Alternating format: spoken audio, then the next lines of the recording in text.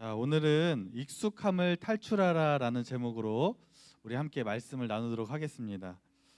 여러분, 우리의 삶을 가만히 살펴보면요, 우리의 삶은 낯섦과 또 익숙함이 공존하게 됩니다. 여러분도 살면서 다 낯설었던 경험이 다 있으시죠? 저는 지금까지 살면서 가장 낯설었을 때가 언제였나 한번 생각해 보니까 초등학교에서 이제 중학교를 올라갈 때가 제일 낯설었던 것 같아요. 여러분도 지금 중학생들, 고등학생들 다 이제 중학교가 되는 과정을 거쳤는데 초등학교에서 이제 중학교 갈 때 참 많이 낯설지 않으셨나요? 저는 이제 시골에 있던 학교였었기 때문에 전교생이 많지 않았습니다. 그래서 제가 다니는 초등학교는 한 반밖에 없었어요. 제가 있던 반은 남자 17명, 여자 17명이었는데 1학년 때부터 6학년까지 계속 같은 반으로 쭉 가는 거예요.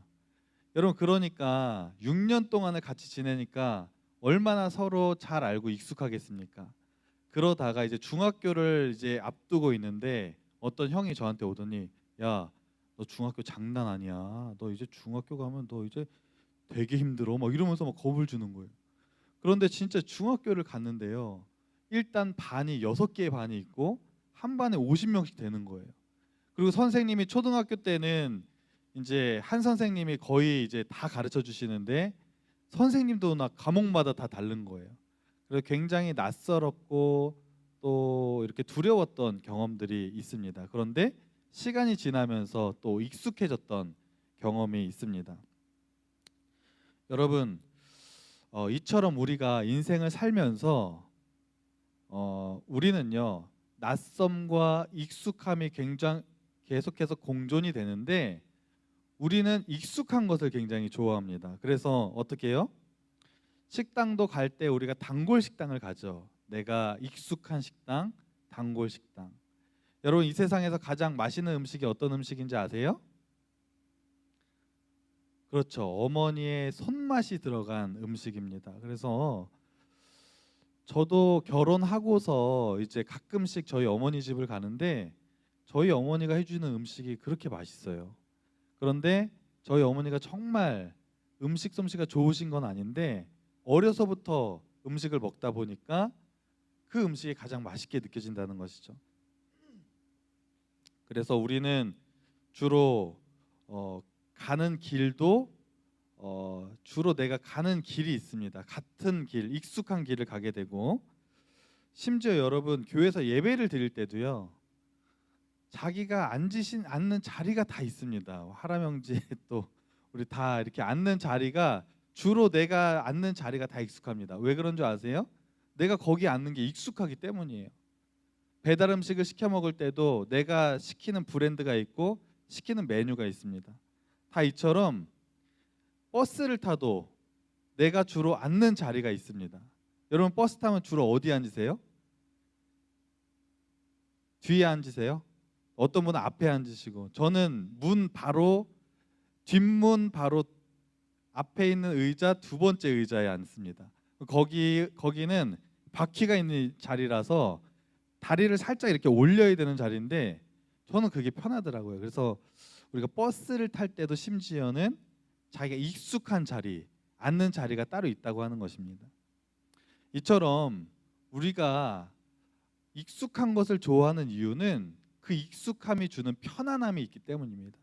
늘 먹는 음식, 늘 앉는 자리, 늘 가는 길을 갈 때 우리가 편안함을 느끼기 때문에 우리는 익숙한 것을 좋아하고 익숙한 대로 행동한다는 것이죠. 그런데 여러분, 익숙함은 참 좋은 것인데 때로는 이 익숙함이 주는 부작용들이 있습니다. 어떤 자매가 있었습니다.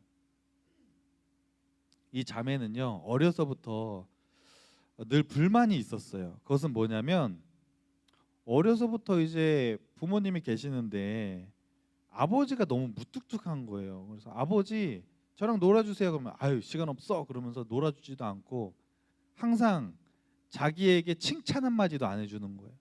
공부도 잘하고 시험을 또 잘 봤는데 아버지 저 시험 잘 봤어요 그러면 아유 더 열심히 해 이렇게 무뚝뚝하게 얘기하시기만 하고 자기에게 칭찬도 안 해주고 사랑한다는 말도 안 해주니까 이 자매는 늘 가정에서 유일한 불만이 하나가 있었는데, 그것은 아버지의 무뚝뚝함이 가장 큰 불만이었다는 것입니다. 그러면서 이 자매가 점점 자라서 결혼할 나이가 됐는데, 충격적인 것은요, 이 자매가 결국 결혼했는데 어떤 남자랑 결혼한 줄 아세요? 무뚝뚝한 남자랑 결혼을 하게 되었다는 것입니다. 왜냐하면 이 자매가 어느 날 남자를 만나는데, 남자가 남자랑 이렇게 교제를 하다 보니까 굉장히 무뚝뚝한 거예요. 그런데 무뚝뚝하면 싫어야 되는데, 아버지의 그 무뚝뚝함의 속에서 자랐기 때문에 그게 굉장히 익숙하고 편하더라는 것이죠. 그래서 결국 이 자매가 결혼했는데 무뚝뚝한 남자와 결혼을 했다고 하는 것입니다. 익숙함에 그런 또 단점이 될 수 있겠다는 것입니다.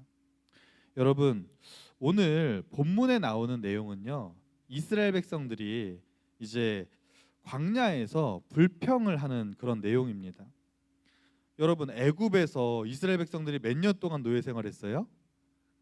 무려 430년 동안을 노예 생활을 하면서 힘들게 지냈습니다. 그러니까 너무 고통스러우니까 이스라엘 백성들 하나님 앞에 기도하는 거예요. 하나님, 저희를 이 노예 생활에서 좀 해방시켜 주십시오. 우리에게 좀 자유를 주십시오. 이렇게 열심히 기도했더니 하나님이 모세를 세우셔서 이스라엘 백성들을 출애굽시키셨습니다. 그런데 이스라엘 백성들이 광야 생활을 하면서 이제 가나안 땅을 가는데 툭하면 불평불만을 하는 거예요. 그러면서 걸핏하면 애굽에서 있었던 생활을 그리워하는 것입니다. 왜냐하면 광야에서의 이 자유보다 애굽에서 힘들지만 살았던 그 노예 생활이 익숙했기 때문입니다. 그러니까 여러분, 익숙함에 빠지면요, 이렇게 무서운 것입니다.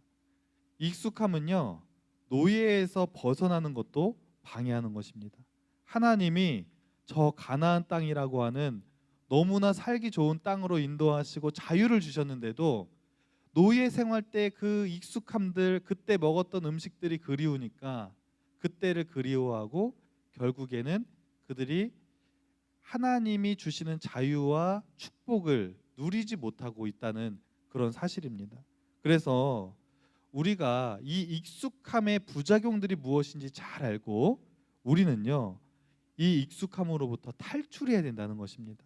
특별히 우리가 우리의 신앙이 성장하고 우리의 삶이 성장하기 위해서는 우리의 삶의 수많은 익숙함으로부터 탈출해야 되는데, 우리가 이제 어떤 익숙함으로부터 탈출해야 될지 오늘은 두 가지로 함께 말씀을 나누기 원합니다. 첫째로, 가족의 익숙함을 우리가 탈출해야 된다는 것입니다. 여러분, 우리가 따지고 보면 정말로 가족과 함께 보낼 수 있는 시간이 많지 않다고 하는 것입니다. 그런데 우리는요, 가족하면 굉장히 익숙해요. 지금까지 같이 살아왔고 늘 내 가족, 내 자녀, 내 부모님은 늘 영원할 것 같다는 생각이 드는 것이 또 바로 가족이라는 것이죠. 그래서 우리가 어떻게 해요? 때로는 가족에게 함부로 대할 때도 있고 가족에게 굉장히 무관심할 때가 많이 있다고 하는 것입니다. 그 이유는 익숙하기 때문이에요. 그래서 여러분, 이번 명절을 앞두고 우리가 가족에 대한 익숙함을 좀 깨시고 가족을 조금 더 소중하게 여기는 마음으로 이번 명절에는 가족들과 좀 대화도 많이 하시고 여러분이 가지고 있는 그 사랑을 좀 적극적으로 좀 표현하시는 그런 복된 명절 되시기를 간절히 바랍니다. 두 번째로, 우리가 잘못된 신앙에 익숙함에서 우리가 탈출해야 된다는 것입니다. 여러분, 오늘 두 번째 본문은 우리가 너무나도 잘 아는 예수님이 이제 성전을 정화하는 그런 사건의 내용이 되겠습니다. 여러분, 그 당시 예수님 당시의 성전은요, 이제 솔로몬 시대의 그 성전은 다 무너지고 이제 헤롯 성전이 세워졌습니다. 헤롯이 유대인들의 환심을 사기 위해서 지었던 성전이 바로 이 헤롯 성전이란 곳인데, 아무튼 하나님을 예배하는 거룩한 성전입니다. 그런데 예수님이 사역하시던 어느 날 예수님이 성전에 이제 딱 들어가시는데 성전 앞에서 기가 막힌 일들이 벌어지고 있는 거예요.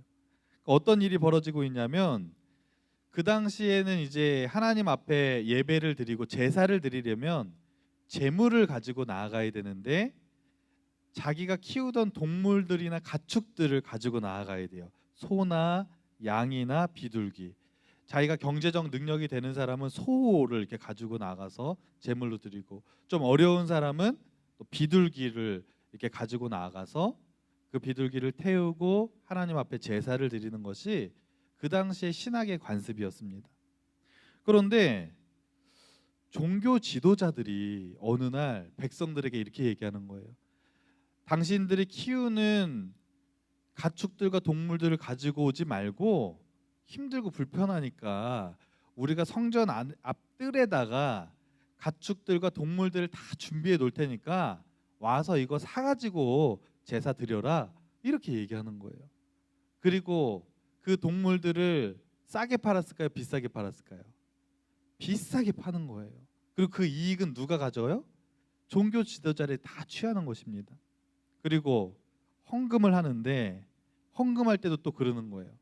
종교 지도자들이 일상생활에서 쓰는 돈으로 헌금하지 말고 성전에서만 이제 쓰는 세겔이 있습니다. 성전에서 쓰는 돈이 따로 있는데 그것을 세겔이라고 하는데, 일반 돈으로 하지 말고 이왕 헌금할 거 세겔로 바꿔서 헌금하면 하나님이 더 기뻐하신다, 이렇게 백성들에게 가르쳐 주는 거예요. 그러니까 성전 앞에 이제 돈을 바꾸는 장소를 만들어 놓고 사람들이 오면 거기서 돈을 바꿔주는 거예요. 돈을 바꿔주고 어떻게 해요? 수수료를 비싸게 떼어 먹습니다. 그리고 그거는 종교 지도자들이 다 가지고 부당 이익을 취하는 거죠. 여러분, 하나님을 예배하는 거룩한 성전에서 이런 아주 기가 막힌 일들이 벌어지고 있으니까 예수님이 그것을 보시면서 기가 막힌 거예요. 그래서 그곳에 있는 동물들을 다 내쫓으시고 돈 바꾸는 그 상들을 다 막 엎으시면서 막 분노하십니다. 사람들이 막 당황하죠. 여러분, 종교 지도자들은요, 자신들이 하는 행동이 잘못된 행동인 것을 모르고 있었을까요? 그들도요, 다 알고 있었어요. 그런데 처음에는 성전에서 하지 말아야 될 그 일들을 하면서 거리낌이 있었습니다. 아, 이러면 안 되는 것 같긴 한데, 그러면서 한 번, 두 번 하다 보니까 또 백성들도 처음에는 아, 이건 아닌데 라는 생각이 들었지만 한 번, 두 번 하다 보니까 익숙해진 거예요. 이런 아주 말도 안 되는, 하나님이 기뻐하시지 않는 잘못된 신앙생활이 처음에는 거리낌이 있었지만 시간이 점점 지나면서 익숙해지고 마치 그것이 당연한 것처럼 되었다고 하는 것입니다. 여러분, 우리는요, 이처럼 잘못된 신앙의 익숙함으로부터요, 과감하게 탈출해야 됩니다. 여러분, 코로나가 작년 2월 달에 우리가 시작됐잖아요. 처음으로 코로나가 이제 확산이 되다가 결국에 대면 예배가 취소가 처음으로 됐을 때가 있습니다. 여러분 기억나세요? 처음으로 대면 예배가 취소되고 우리가 교회를 나오지 못하고 온라인으로 처음으로 예배를 드릴 때가 있었습니다. 다 기억나실 거예요. 그때 여러분 기분이 어떠셨어요? 야, 어떻게 코로나 때문에 교회도 못 나오고 우리가 이렇게 온라인으로 예배를 드리게 됐을까? 이런 안타까움이 다 있으시지 않았습니까? 저도 굉장히 그때 충격이었고 굉장히 큰 안타까움이 있었습니다. 그런데 여러분, 솔직히 지금은 어떠신가요? 지금도 이제 3부 예배도 그렇고 1부 예배부터 5부 예배까지 부득이한 사정으로 온라인 예배를 드리시는 분들이 많이 있습니다. 그런데 여러분, 온라인 예배를 지금 많은 분들이 드리고 있는데 다들 하시는 소리가 뭐냐면 많이 익숙하다 그래요. 익숙하고 편안함을 많은 사람들이 느끼고 있습니다. 왜냐하면 애써 준비해서 교회 가지 않아도 되고 집에서 그냥 핸드폰으로 컴퓨터로 그냥 온라인으로 예배 드리는 게 편하거든요. 여러분, 그런데 이 온라인 예배를 드리는 것에 익숙해지면 안 됩니다. 그것은 하나님이 기뻐하시지 않는 것이라는 것이죠. 익숙함의 부작용입니다. 여러분, 사단은요, 우리의 신앙을 무너뜨리기 위해서 아주 다양한 방법을 쓰는데 그 중에 아주 강력한 무기 중에 하나가 바로 이 익숙함이라는 무기를 사용해서 우리의 신앙을 무너뜨린다는 것이죠. 그래서 익숙하게 만들고 현실에 안주하게 만들고 우리의 신앙을 무너뜨린다고 하는 것입니다. 그래서 우리가 온라인으로 어쩔 수 없이 예배를 드릴 수 없는 분들이 있는 거 이해하지만 나오실 수 있는 분들은 교회에 과감하게 나오셔서 예배 드리셔야 됩니다. 또 여러분이 지금까지 신앙생활 하시면서 내가 잘못된 신앙생활 하는 것이 무엇이 있는지 한번 돌아보십시오. 그리고 내가 잘못된 신앙생활, 잘못된 죄악을 짓고 있는 것이 있다면, 그것이 너무나 익숙해져 있다면 여러분 그 익숙함으로부터 탈출해야 됩니다. 안 그러면 여러분 신앙이 점점 퇴보되다가 무너질 수도 있다는 사실을 여러분 꼭 기억하시기 바랍니다. 여러분, 우리가 신앙생활 할 때 내 뜻대로 그냥 하는 것이 굉장히 익숙하고 편해요. 내가 하고 싶은 대로 살고 싶지 누가 다른 사람이 시키는 대로 그렇게 살고 싶겠습니까? 그런데 우리는 다 알아요. 하나님 뜻대로 우리가 살아야 된다는 거 다 알고 있습니다. 그런데 어때요? 여러분 마음속에 한번 생각해 보세요. 내가 하나님 뜻대로 당장 내일부터 아침에 일어나서 기도 생활부터 시작해서 어떻게 살아야 되는지 이미 여러분은 오랫동안 신앙생활에서 잘 알고 있습니다. 그런데 그것을 실천에 옮기려고 딱 마음을 먹으면 어때요? 불편해요. 왜냐하면 이미 내 뜻대로 사는 게 너무 지금 편하게 익숙해져 있어요. 그런데 여러분 그 익숙함을 탈출하지 않으면 여러분의 신앙이 결코 성장하지 않는다는 것입니다. 그래서 여러분의 잘못된 모든 신앙들을 그런 익숙함으로부터 탈출하셔서 여러분 과감하게 하나님의 뜻대로 사는 여러분의 신앙생활에 도전하시기를 간절히 부탁을 드립니다. 그래서 여러분 멋지게 하나님 기쁨이 되는 그런 신앙생활 감당하심으로 하나님께 영광 돌리는 삶을 살아가시기를 간절히 소망합니다. 기도하시겠습니다. 하나님,